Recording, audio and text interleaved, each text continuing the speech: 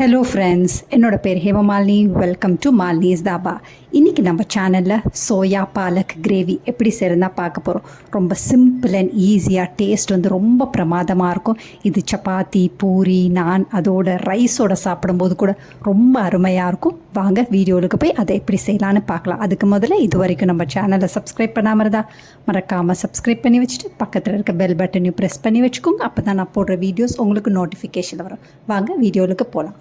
அடுப்பில் தண்ணி கொதிக்க வச்சுருக்கேன். இதில் 1.5 கப் அளவுக்கு சோயா சங்க் சேர்த்துக்கோங்க. 1 டீஸ்பூன் அளவு உப்பு சேர்த்து 1 நிமிஷம் நல்லா கொதிக்கட்டும். அதுக்கு பிறகு அடுப்பு ஆஃப் பண்ணிவிட்டு நல்லா ரெஸ்ட் பண்ண வச்சு தண்ணியெல்லாம் வடித்த பிறகு நல்லா புளிஞ்சு ஒரு பக்கத்துக்கு எடுத்து வச்சுக்கலாம். இன்னொரு பக்கத்தில் சின்ன மிக்ஸி ஜாரில் 10 பல் பூண்டு, சின்ன துண்டு இஞ்சி, 2 பச்சை மிளகாய், 2 பெரிய தக்காளியை நல்லா மிக்சியில் சேர்த்த பிறகு நல்லா நைஸாக பேஸ்ட் மாதிரி அரைச்சி ஒரு பக்கத்துக்கு எடுத்து வச்சுக்கோங்க. சோயாவில் இருக்க தண்ணியெல்லாம் நல்லா புளிஞ்சு வச்சுருக்கேன். இப்போ மசாலா பொருட்கள் சேர்த்துக்கலாம். 1/2 டேபிள் ஸ்பூன் அளவுக்கு மிளகாய்த்தூள், 1/2 டேபிள் ஸ்பூன் அளவுக்கு கசூரி மேத்தி, 1/2 டேபிள் ஸ்பூன் அளவுக்கு சீரகத்தூள், 1/4 டேபிள் ஸ்பூன் அளவுக்கு கரம் மசாலா தூள், 1/4 டீஸ்பூன் அளவுக்கு மஞ்சத்தூள், 2 குழிக்கரண்டி அளவுக்கு கெட்டியான தயிர் சேர்த்துக்கோங்க. அதோட தேவையான அளவு உப்பு சேர்த்து நல்லா கலந்து ஒரு பக்கத்துக்கு எடுத்து வச்சுக்கலாம். இது 1 மணி நேரம் நல்லா ஊறட்டும்.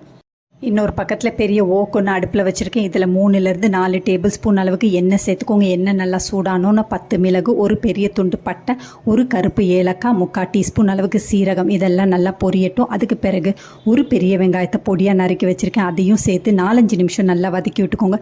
அதோட நேரம் இந்த அளவுக்கு நல்லா மாறினோடனே நம்ம அரைச்சி வச்சுருக்க தக்காளி விழுதை சேர்த்துக்கலாம். தக்காளி விழுதையும் சேர்த்து நல்லா கைவிடாமல் நல்லா கலந்து விட்டுக்கோங்க. கிரேவிக்கு தேவையான அளவு உப்பு இப்போ சேர்த்துக்கலாம். 1/2 டீஸ்பூன் அளவுக்கு இப்போ சேர்த்துக்கோங்க. அதுக்கு பிறகு பார்த்துட்டு சேர்த்துக்கலாம். உப்பையும் சேர்த்து கைவிடாமல் 2 நிமிஷம் நல்லா கலந்து விட்டுட்டு தக்காளியோட சாறு நல்லா வற்றி எண்ணெய் பிரிஞ்சு வரத்துக்கு மூடியை போட்டு 4-5 நிமிஷம் நல்லா வேகட்டும். இப்போ பாருங்கள், எண்ணெயெல்லாம் நல்லா பிரிஞ்சு வர ஆரம்பிச்சிருச்சு. இப்போ மறுபடியும் நல்லா கலந்து விட்டுக்கோங்க.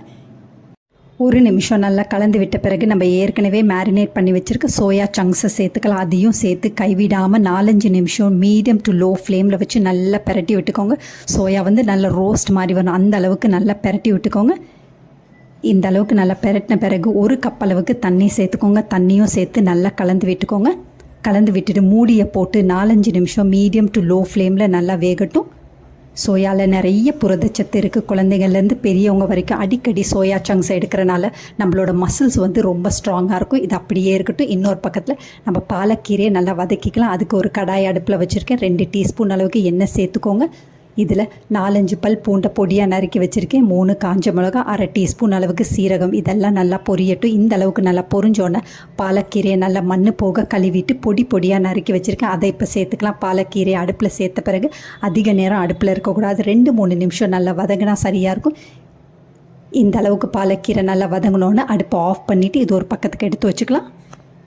இன்னொரு பக்கத்தில் சோயா சங்க்ஸை பார்த்துடலாம். சோயா சங்க்ஸில் இருக்க தண்ணியெல்லாம் நல்லா வற்றி ட்ரையாக இருக்குது.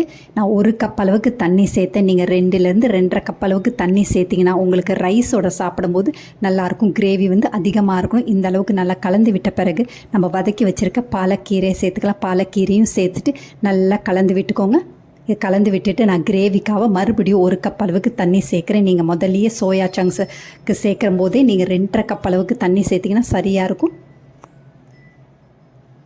இப்போ தண்ணியும் சேர்த்துட்டு நல்லா கலந்து விட்டுட்டு 2 நிமிஷம் நல்லா கொதிக்கட்டும். அதுக்கு பிறகு அடுப்பை ஆஃப் பண்ணிடலாம். கீரையை சேர்த்த பிறகு அதிக நேரம் கொதிக்கக்கூடாது. கீரையில் உள்ள சத்துக்கள்லாம் அதிகமாக போயிடும். ஏற்கனவே நம்ம கீரையை சேர்த்துட்டு 2 நிமிஷம் நல்லா வதக்கியிருந்தோம். அதனால் மறுபடியும் 2 நிமிஷம் அடுப்பில் இருந்தால் சரியாக இருக்கும். கிரேவிக்கு கொஞ்சம் உப்பு பத்தாத மாதிரி இருக்குது, அதனால் 1/2 டீஸ்பூன் அளவுக்கு உப்பு சேர்க்குறோம். உங்கள் தேவைக்கேற்ற மாதிரி உப்பு சேர்த்து நல்லா கலந்து விட்டுட்டு 2 நிமிஷம் கழித்து அடுப்பு ஆஃப் பண்ணிவிட்டு சர்வ் பண்ணிடலாம். பாலக்கீரையில் நிறைய சத்துக்கள் இருக்குது. முடி பிரச்சனை உள்ளவங்க கண்டிப்பாக வாரத்தில் இதில் 2 இல்லைன்னா 3 முறை எடுத்துக்கிறனால அவங்களோட முடி பிரச்சனை வந்து நிரந்தரமான தீர்வு கிடைக்கும். பொடுகு தொல்லை, அதே நேரத்தில் நல்ல வறட்சியான உள்ள முடி, கருமையான கூந்தல் வேணும்னாலும் இந்த மாதிரி பாலக்கீரை அடிக்கடி எடுத்துக்கணும். ரொம்ப அருமையான பாலக் சோயா கிரேவி வந்து ரெடி ஆகிடுச்சு. இதே மாதிரி அளவுகளோடு நீங்களும் இந்த கிரேவியை செஞ்சு பார்த்துட்டு எப்படி இருக்குன்னு கமெண்ட் பண்ணுங்கள். பிடிச்சிருந்தா இந்த ரெசிபியை உங்கள் ஃபேமிலி ஃப்ரெண்ட்ஸோடு ஷேர் பண்ணுங்கள், லைக் பண்ணுங்கள், சேவ் பண்ணி வச்சுக்கோங்க. இந்த மாதிரி ஆரோக்கியமான ரெசிபீஸ் வேணும்னாலும் மறக்காமல் நம்ம சேனலை சப்ஸ்கிரைப் பண்ணி வச்சுக்கோங்க.